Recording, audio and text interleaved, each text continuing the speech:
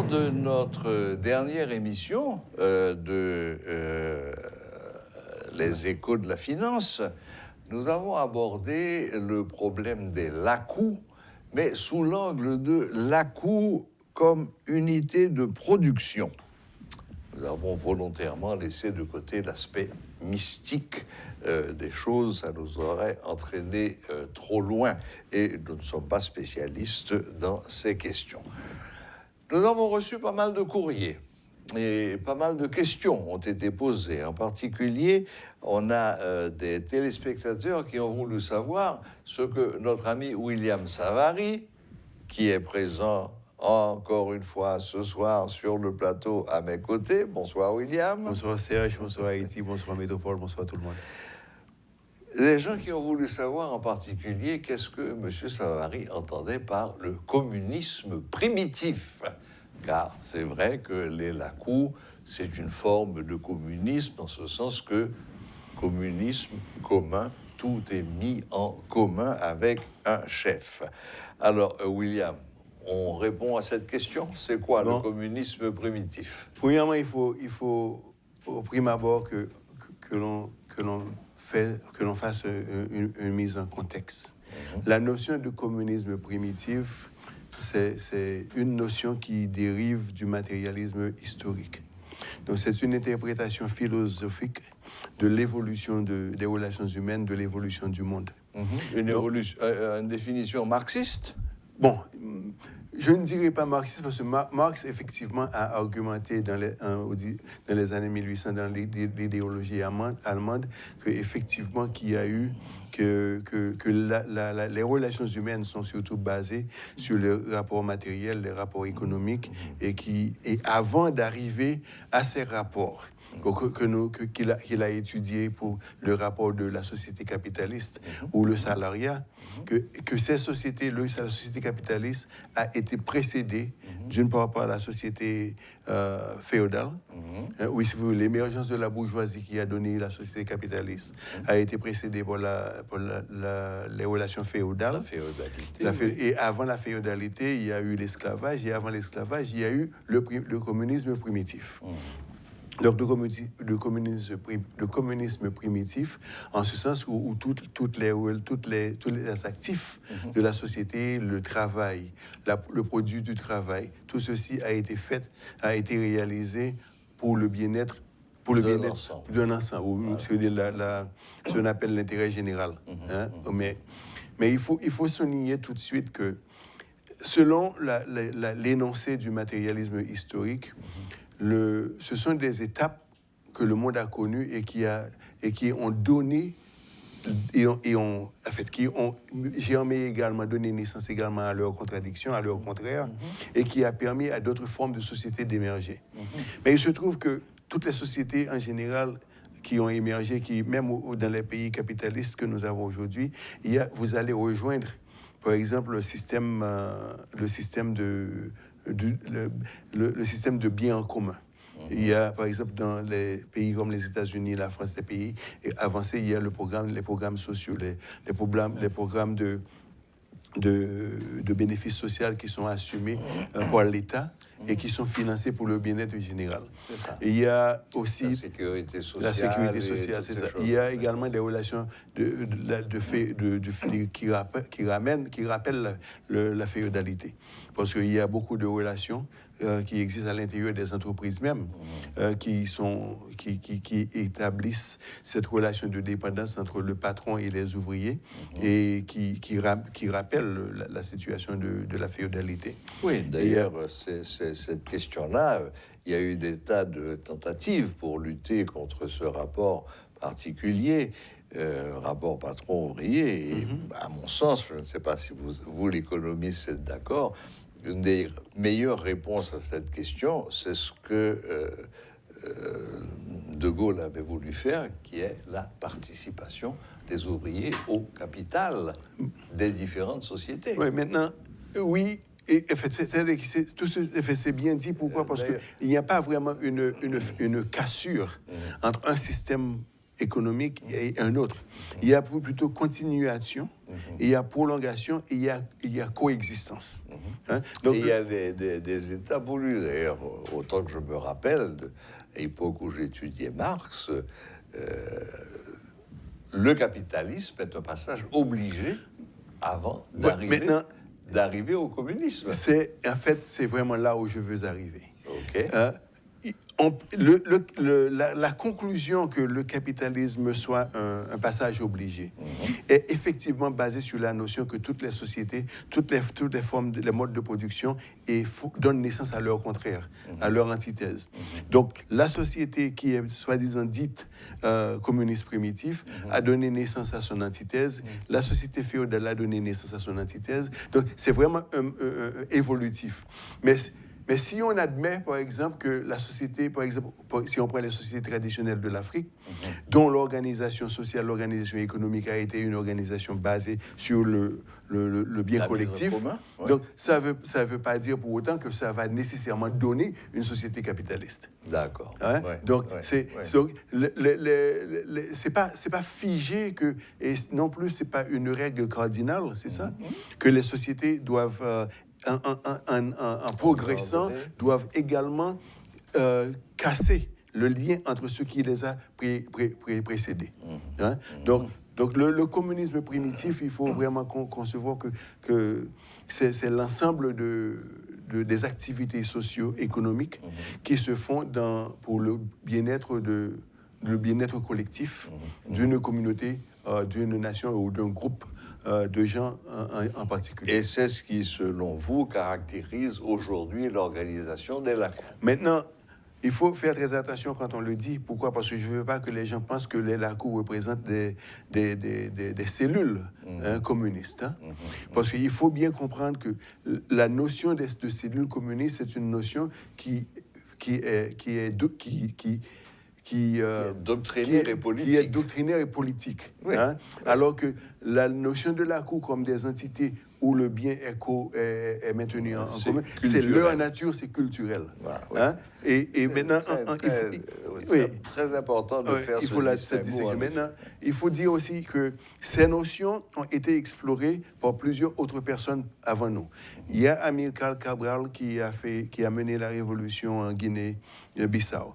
Il y a, en fait, votre ami, quelqu'un que vous appréciez beaucoup, c'est Senghor. Senghor a écrit un livre extraordinaire qui s'appelle L'humanisme et socialisme et humanisme. Mais le livre Socialisme et humanisme, en fait, met en relief les valeurs traditionnelles africaines et les a juste apposées à la notion du socialisme. Hein? Donc il faut vraiment faire très attention parce qu'il y a les catégories ou bien les expressions veulent dire des choses spécifiques. Et ce sont des expressions sur des catégories qui ont été conçues pour des lignes de pensée, les lignes philosophiques spécifiques. Donc, se servir des termes et faire le cross-scoring, ou bien si vous voulez, faire la migration d'un terme, d'une philosophie à une autre, apporte également tout le contenu de cette description. Alors que ce contenu ne peut ne pas convenir à la notion ou bien à l'entité à laquelle on voudrait appliquer ce contenu. Ce qui est intéressant, après Amilcar Cabral et après Léopold Sédar Senghor, c'est de voir qu'aujourd'hui, il y a au moins un pays d'Afrique où cette notion de mise en commun est appliquée de manière un peu autoritaire, il faut bien le reconnaître, mais peut-être est-ce une notion obligatoire. Oui, en fait, côté autoritaire, c'est le Rwanda de Paul Kagame. Bon, c'est une bonne transition, hein, parce que là, ça coexiste. Voilà, exactement. Maintenant, la première chose qu'il faut souligner, avant même d'évoquer le Rwanda, qui est à partir du Rwanda, où nous allons pouvoir vraiment bien comprendre cette notion de construire, de la métamorphose des LACOU en des unités de production. Nous sommes tous d'accord que le peuple haïtien est d'origine africaine. Ça, si on n'en disconvient pas, ce n'est pas une discussion.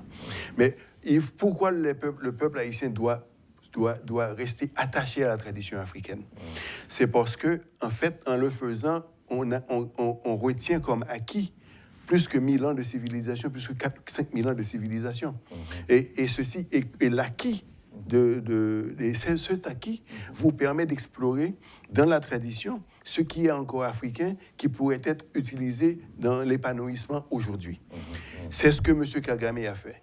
M. Kagame, après le génocide de 1994, dans lequel, par exemple, 800 000 personnes ont été tuées, et il y a eu une réflexion, l'introspection du Rwandais, qui a été de concevoir à l'intérieur même de leur culture comment réorganiser la société pour qu'un génocide ne puisse jamais se reproduire.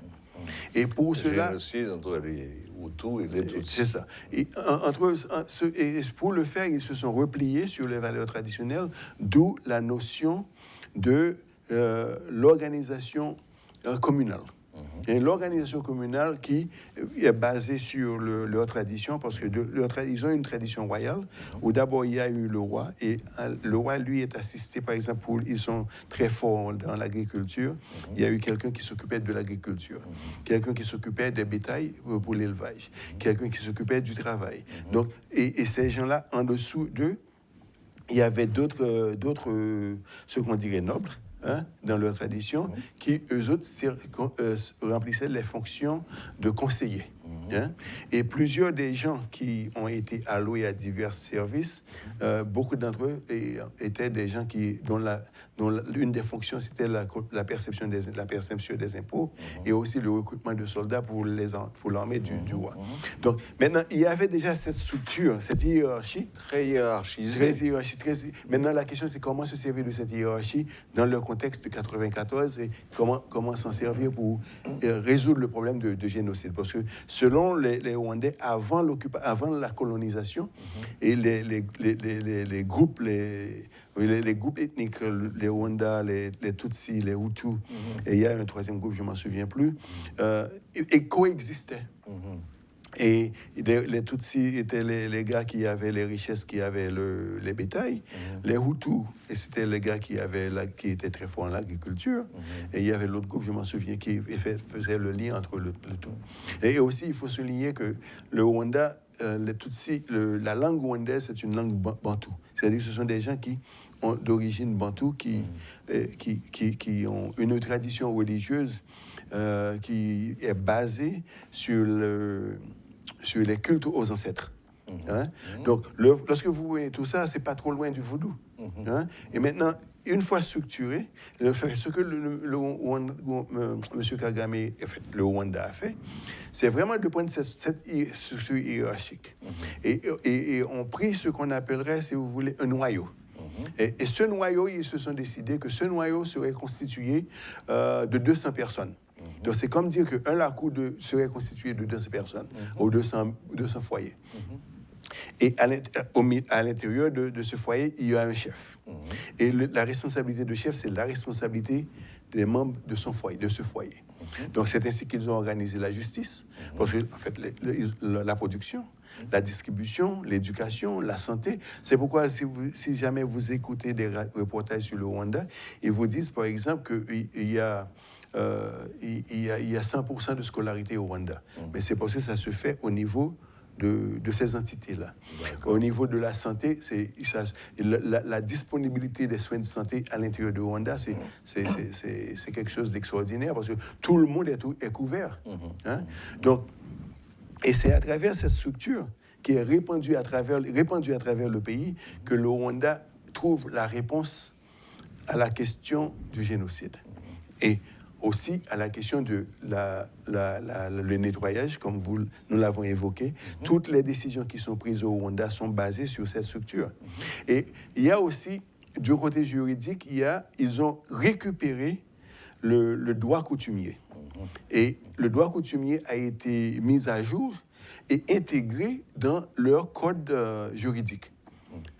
Donc, et à l'intérieur des entités que je viens de mentionner, il y a toute une structure juridique qui vise à adresser la question de justice.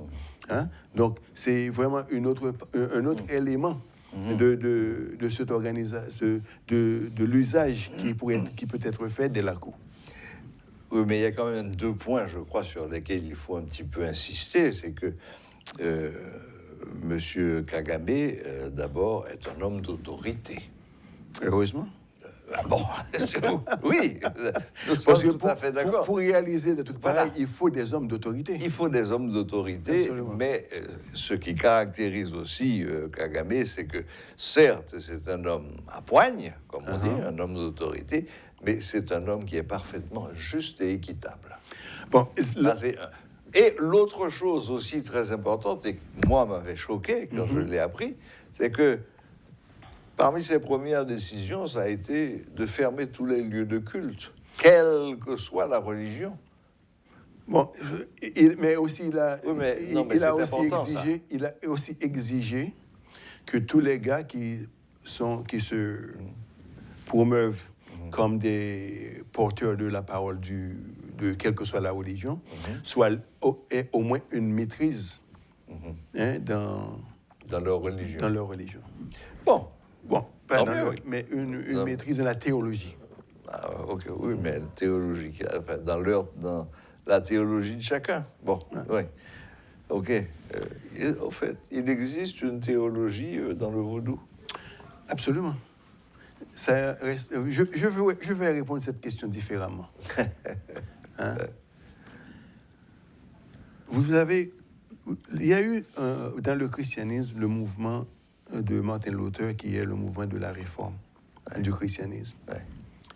Et ce mouvement a permis de nettoyer le christianisme et de vous donner une autre forme de christianisme. D'où d'ailleurs le mot réforme, Réforme. précisément. Oui. Maintenant, le vaudou, aujourd'hui, je le dirais carrément, a besoin de mouvements pareils pour être réformé, pour que pour que ce qui constitue l'élément, le noyau, ce qui constitue l'essence de la religion puisse être séparé de tout autre élément qui n'ont rien à voir avec la religion. Hein? Ça, c'est quelque chose qui a besoin d'être fait aujourd'hui. Hein? Est-ce que ça implique une révolution à l'intérieur des Lacous? Ça implique une révolution à l'intérieur de la réflexion sur le vaudou. Hein? Et bon, Non, mais maintenant, il faut... restons sur les Lacous. les Lacous. Au niveau des Les Lacous, ça voudrait dire quoi? Non, les Lacous ont déjà leur structure. Hein? Il y a nous avons évoqué la structure, ce sont les éléments structurels des Lacous, hein? Et qui n'ont rien à voir avec, qui est quand même une forme pure du vaudou. Dans les Lacous, c'est ce que vous allez trouver. C'est pourquoi il faut faire toujours la distinction entre un serviteur et un grand. Hein, il faut toujours faire cette distinction. D'accord. Okay? Et je vous dis une chose, que le mot serviteur est valide en Haïti en fonction de la fonction du serviteur, mais la fonction du serviteur est également la même. Les fonctions du serviteur sont les mêmes, que ce soit dans la religion du vaudou, mais aussi dans les religions traditionnelles, dans la religion des Bantous, la religion des Rwandais, la religion des Yoruba, des Akans. Donc cette notion de serviteur, elle est répandue dans toutes les religions. Maintenant, une chose que je veux signaler en plus, c'est que nous avons évoqué les combites la dernière fois. Hein, tout à fait. On a l'expression la plus pure du communisme, en fait. Non, pas du communisme, je dirais plutôt... De mise en commun des choses. De mise en commun. Oui, mais c'est la même racine. Mais disons de la culture des peuples. Ouais. Hein. Maintenant, si vous dites communiste, ça veut dire quelque chose d'autre. Oui, hein? non, mais là, je me réfère à l'étymologie. Pourquoi est-ce qu'on a parlé de communisme? Parce qu'il s'agissait précisément d'une mise en commun. Oui, mais quand même, il faut que lorsque ce terme est en pris... dehors de toute politique. Lorsque ce terme est pris dans le contexte du matérialisme historique, ça veut dire une chose. Mais lorsque ça c'est pris dans le contexte de la culture, ça veut dire autre chose. Nous sommes d'accord. Maintenant, donc, je voulais évoquer ceci parce que, en fait, dans ce que nous appelons kombit chez nous, en Afrique de l'Ouest, c'est le dakpwe. Hein? Et au Rwanda, c'est le Udedelaha. Ok, en fait, Udelahe. Udedale, Udedahe. Ce qui est le même principe de constituer une unité où les activités... Chacun aide l'ensemble. Et il y a aussi des responsabilités qui sont prises. Hein? Donc, et aussi, Je constate en Haïti, il y a cette tendance de responsabilité de l'État pour tout. Alors que la notion même de la cour, c'est la prise en charge de soi-même. Oui. Et ça, c'est encore un des grands succès de M. Kagame, où les Rwandais se prennent en charge. C'est ça. Oui, oui, ça c'est extrêmement frappant. Oui. Et ils sont fiers en plus de cela. Absolument. Et à juste titre. Absolument. Bon, mais je crois que, comme on dit, on a fait un bon râler sur la question. Laissez-moi mentionner une chose de plus qui peut être en conclusion. Il y a au Japon, il y a le Shintao, qui est shintoïsme, qui est basé sur la religion la plus répandue au Japon. 85 millions de gens et d'adhérents, 86 millions d'adhérents. Maintenant, c'est aussi basé sur le culte des ancêtres. Okay? Maintenant, quelque chose d'intéressant qu'il faut dire que il y a 100 000 temples shintoïstes au Japon. Ce qui vous fait, si vous prenez toute la population du Japon qui est de 229 millions, ça vous donne à peu près 2990 personnes par temple. En Haïti, nous sommes 10 millions. Ça veut dire que si vous voulez avoir le même rapport, vous allez avoir à peu près 900 à 1000 temples vaudous à travers le pays. Dans l'ensemble du pays, avec un petit peu plus. Et donc, combien il y en a, en fait? Si vous prenez 100 personnes par temple, ça vous donne facilement 100 000. Quand vous dites temple, vous voulez dire péristyle? Temple, la cour. Je prends la cour. La cour. Ouais. Ok. Ça vous donnerait à peu près, 100 000. Est-ce qu'on sait combien il y en a, en fait? En fait, en 1984, en fait, 79 plutôt, j'avais fait les recherches en Haïti, j'avais recensé 125 000. Donc, combien qui existe aujourd'hui, je ne sais pas. Plus ou moins, d'après vous? Bon, c'est difficile à dire.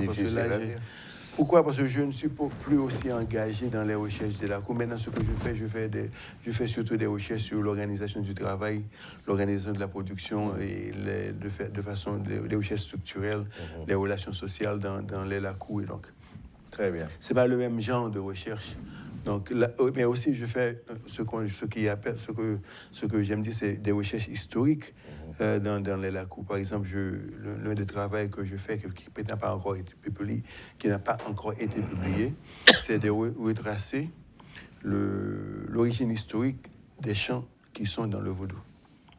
Des chants C-H-A-N-T. C-H-A-N-T-S. Des chansons. Des chansons, oui. Des chants, oui. Et qui sont dans le vaudou. Donc ça, c'est un travail phénoménal. Je suis peut-être à 2 ans de publication. Waouh! Bon, eh bien, bon courage, bonne recherche.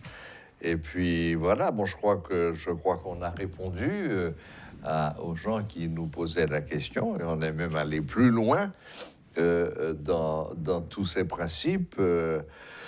Bon, je ne sais pas encore quel sera le prochain thème, mais nul doute. Quelqu'un peut-être va nous écrire pour proposer. Voilà. Parce qu'il faut souligner que beaucoup de nos téléspectateurs écrivent pour proposer des thèmes. C'est ça, oui. Donc vous êtes... allez-y, écrivez-nous et proposez des thèmes. Voilà, posez des questions et puis si on peut vous répondre, on vous répondra avec plaisir. Merci et... finalement, on est à la fin de la semaine, voilà. Donc on peut se souhaiter bon week-end.